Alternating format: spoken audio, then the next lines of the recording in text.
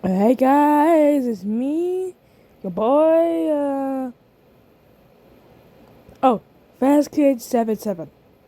And since you probably wonder why I named myself Fast Kid 77, well, I'm actually a big fan about the Fast Five Nights at Freddy's community. So I decided to, so I decided I got a new computer, by the way, and now I'm literally edited, if I get to it. And so I might take a break for 1 minute, okay? I might take a break, okay? Sorry I didn't post that often. Anyway, let's get into the video. Today, we're going to be talking about some of the most disturbing FNAF fan games released over the past decade. From horrifying concepts to deeply unsettling stories and moments that stay with you long after you finish playing, these games pushed horror. Oh, really? Huh?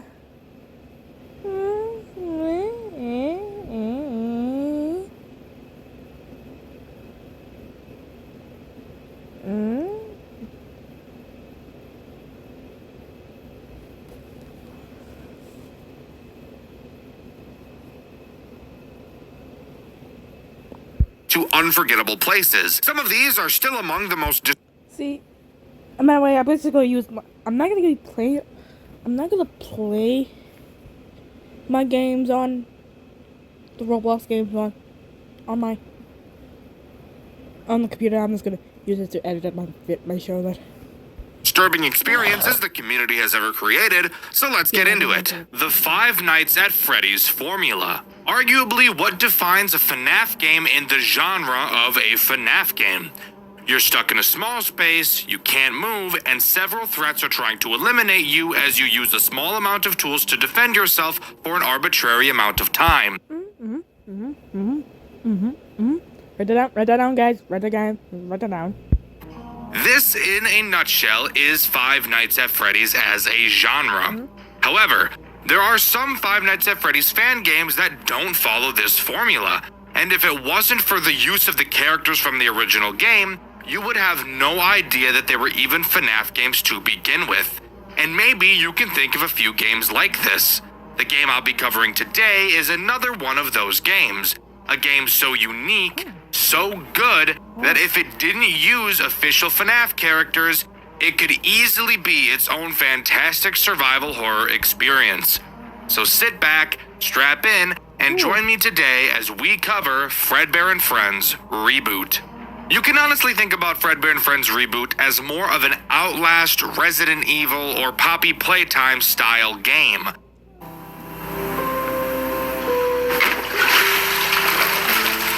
Oh god. Outlast, Resident Evil, or Poppy Playtime style game, purely in terms of how it plays. It's a story-based, free-roam survival horror game, except it uses characters and settings from the Five Nights at Freddy's universe, and it's honestly super cool. We play as a guy named Thomas. When this game takes place, the Fredbear and Friends restaurant had been closed for over 26 years, and together with our friends Chris, Ashley, and Richard, And I'm not gonna watch the entire video because, come on. they all decided it'd be a great idea to do some urban exploring in the now abandoned building, not knowing that they were about to walk into a sick and sadistic death trap, the likes of which they'd never experienced before. We drive to the restaurant where all of our friends are waiting and head inside to find them. We all talk about what the plan is, and it seems like they don't even fucking have one. So like, why are we even here? No matter, we decide to all split up like Scooby and the gang to explore faster. Something I would never agree to do because— Oh my god, dude, this is obviously you should not split up. Like, dude, can we be real? Do not split up in a scenario. I'll be like huddling close, like doing the tango with my friends. Like I don't know, no, but I'm not splitting up. I'm just not splitting up. Okay? Never in my life. Never. this building is so dark I can barely see 10 feet in front of me. So, to solve the— Oh my god, dude, what is this? In the void? Okay, I put this room for you guys. I'm on my bad. I'm putting it up, okay? Okay? Don't get afraid, guys. darkness problem, Richard finds the power room as we enter the office of the building. Successfully turning the power on, I ask the question, is it even possible for a building 26 years abandoned to even be able to have power? That's a genuine question, by the way. I mean, I guess it makes I think, yeah. sense, but like, who's paying that bill? The city? I have no idea. After having our fun in the office, we meet back up with our bald friend Chris. I know being bald isn't a crucial plot point, but a plot point I found relevant to point out. Like, imagine being bald. Couldn't be me. I have luscious locks. This guy don't. He's bald. Like, he got the smoothest head on the planet. So smooth. Smooth. Smooth. Like ass cheeks. All bitch, loser, bitch, boy, loser, bitch. Chris tells us he wants to continue exploring to find out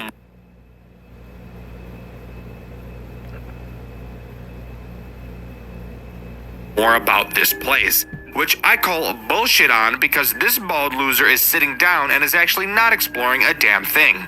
Heading back to the office, we find 2 documents for Chris since he's too lazy to go look for himself. One of the documents mentions the animatronics acting up, and the other talks about an armed man in a purple suit. I wonder who that could possibly... Yeah, I wonder. Could be, by the way, yeah, guys, you're probably adults, because the lot of swearing is, I do not want to get in trouble with YouTube, so I'm going to try my best to find the adult, kids, not the kids, so I won't get in trouble with YouTube, okay? be. We go back to where Chris was, only to find him missing.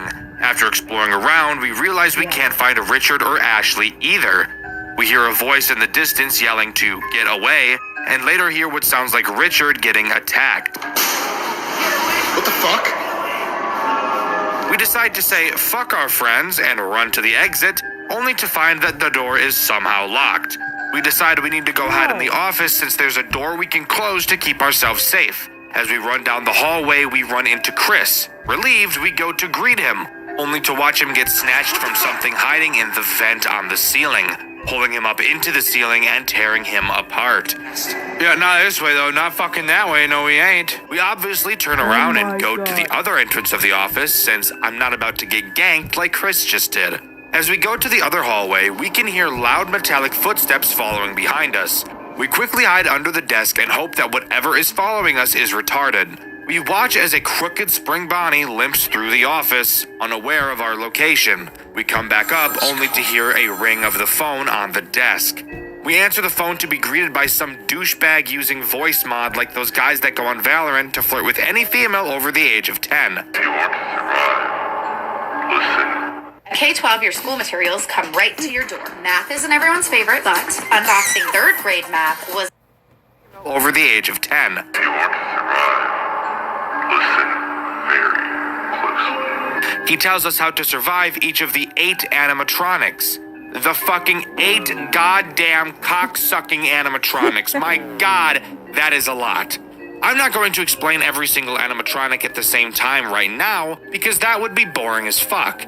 And trust me, this phone call was also boring as fuck. The big thing that we're told is that Fredbear is scary, and he's the reason why one of the doors to the office is broken. So fantastic.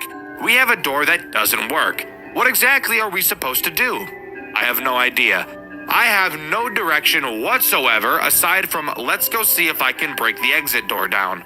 But before we can try anything, we're forced to listen to a cutscene while there are 8 hungry robots whose mouths begin to water whenever they smell my gooch. During this cutscene, we're put into the perspective of a mechanic named Simon. We're told Holy crap. that we have to go into the Fredbear's building to fix some of the robots because the customers reported them to be acting aggressive. So we can gauge that this cutscene obviously takes place before the shutdown. After this cutscene, we're actually put into the perspective of this mechanic as we head inside the building to solve the problem at 5 in the morning because as an engineer, we're on call all the time, yet still get paid like dog shit.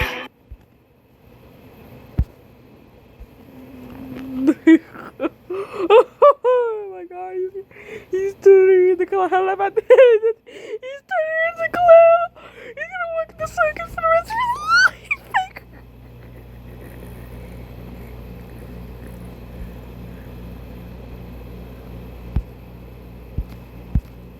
And are still expected to just wake up and travel at any time, even for the smallest of reasons that could 100% wait until my fucking shift starts. But, alright, let's go, I guess.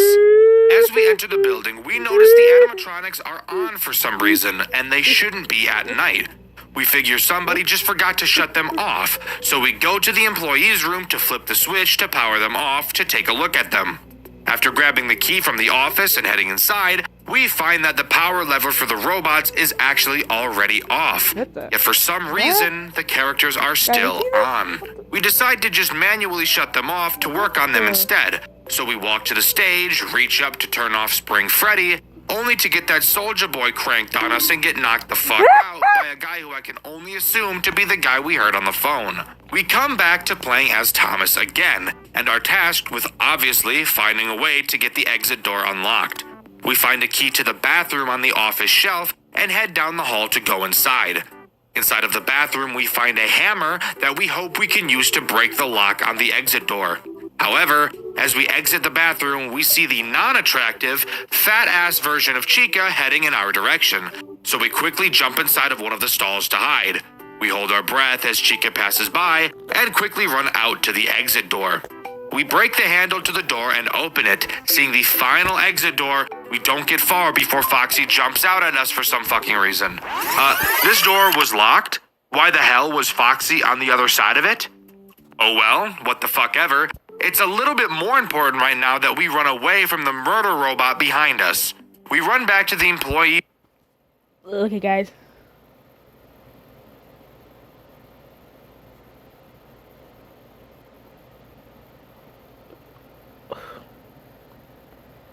Okay, you probably want to. Do I make this so?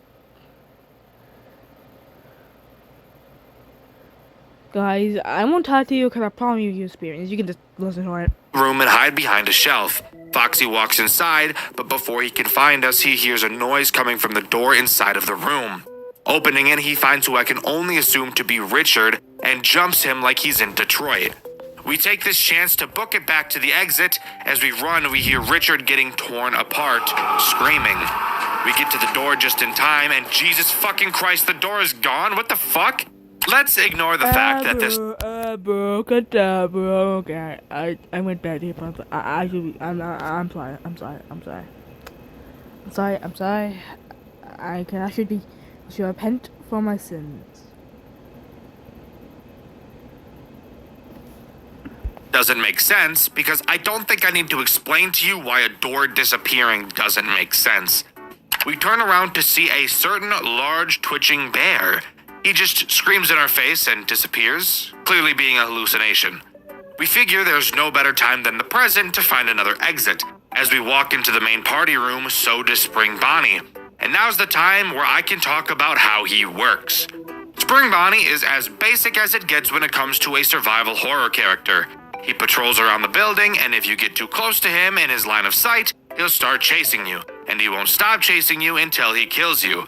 And there's also no chance you're going to outrun him. The only way to get him to stop chasing you without dying is to lure him to the side of the office with a door and close it. But you also really have to be careful with how you close this door, because it doesn't work how any normal FNAF door would. It only stays closed for about... work how any normal FNAF door would. It only stays closed for about 2 seconds, so make sure you time this properly. Nope.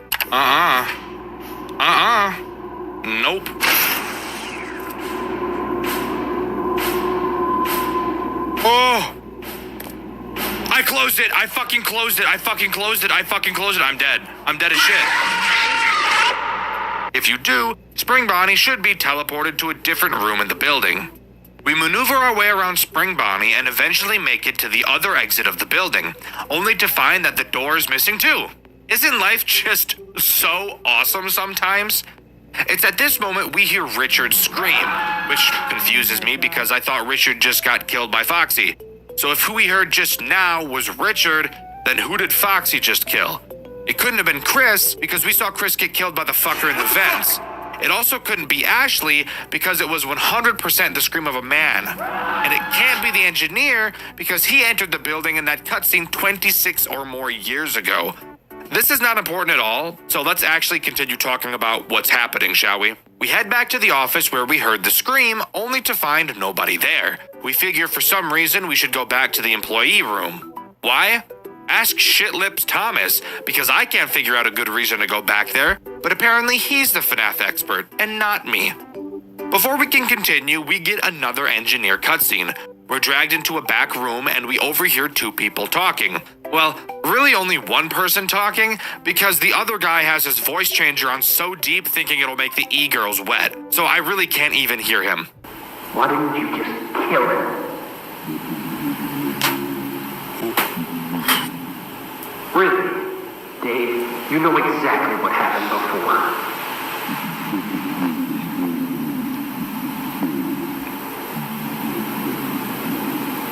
The voice I can hear sounds suspiciously like the guy on the phone who called us here at 5 in the fucking morning.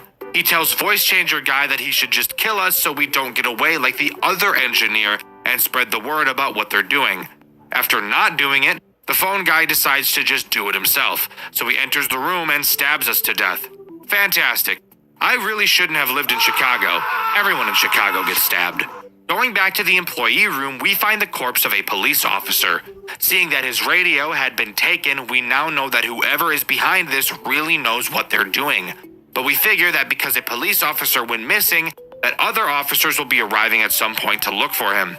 So knowing all we have to do is survive, this game's most agonizing survival section finally begins. And I get to explain what all of the characters do in grueling detail, because they're all laid on us at the exact same time, and we're just supposed to remember what they all do from the 2-minute phone call we got 15 minutes ago.